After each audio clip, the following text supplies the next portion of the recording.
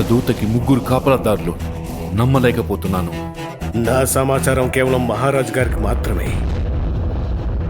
దూత చెప్పిన విషయాల కంటే ఇంకా చాలా విషయాలున్నాయి. ఇక్కడ ఏదో ఒకటి తప్పుగా ఉంది. ఆగండి.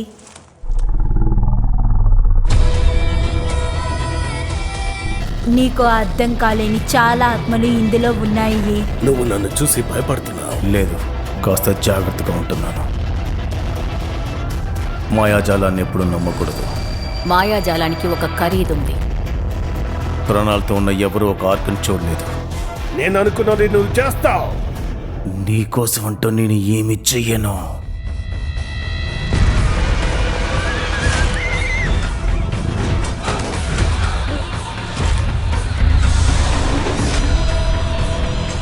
మేము యుద్ధం కోసమే బతుకుతున్నాం.